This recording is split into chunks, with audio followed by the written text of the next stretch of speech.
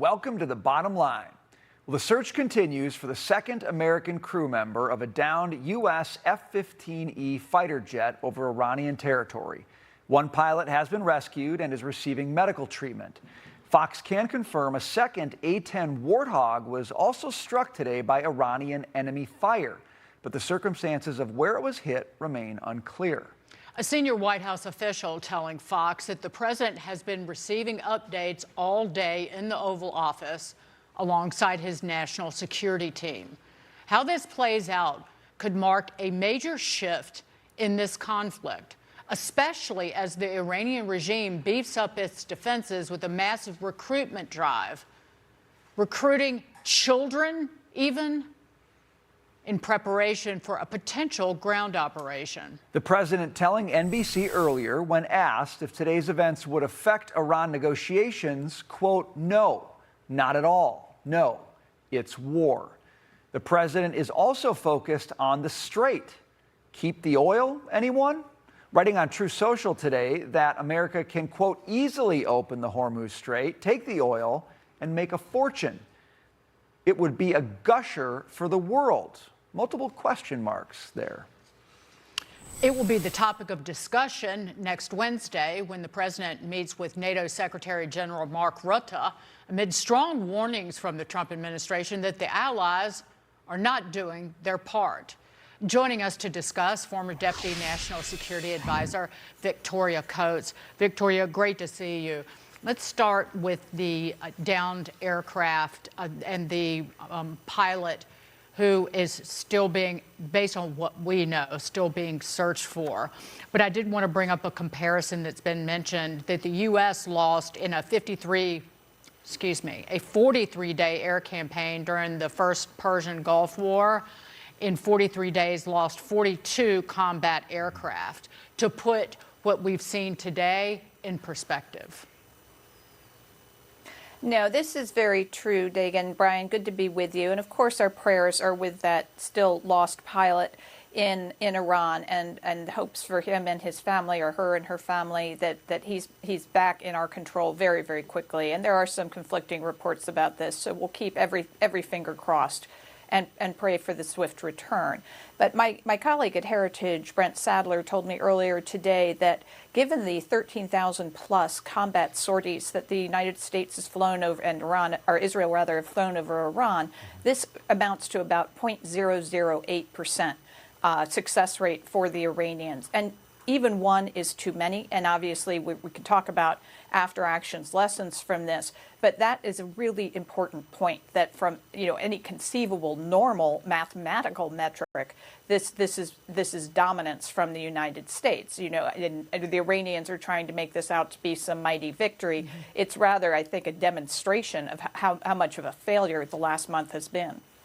Is it the case, Victoria, that when something like this happens, you might learn something about a capability that Iran has that we didn't know before? Could this actually help us in a way more successfully prosecute the campaign?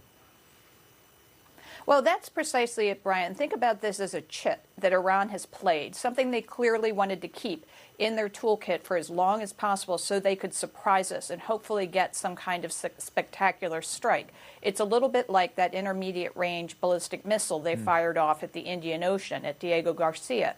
They had not had that proven capability. What they had was a declared intent to keep their missile range at 2,000 miles. Well, it turns out they had a missile capable of going 4,000 miles. That's not the same thing. Now we know that. Now we know we need to harden everything within 4,000 miles of Iran with available missile defense. Same thing with this. Now we know that they have some kind of land-to-air missile that could potentially penetrate the defenses of our F-15Es.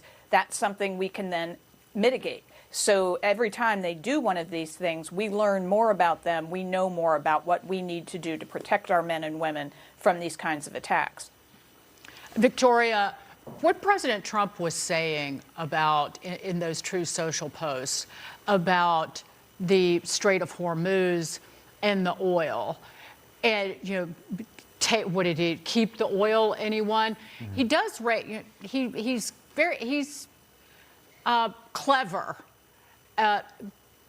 Very clever, in fact, because he raises an issue of Iran is getting rich right now. It's made about $3 billion. I think it's doubled what it was making by before the war started. And it kind of introduces the idea of we, the United States, potentially others, must take Carr Island and must control the export of that oil in order to starve that regime of money and starve future malign activities. And I know the U.S. Marines were posting on their account some photos of exercises they were doing in Diego Garcia. I just thought that was very telling. He says it in only a way that Trump can, but he raises an important issue at a time that Venezuelan oil exports are at a 6-year high. Mm-hmm.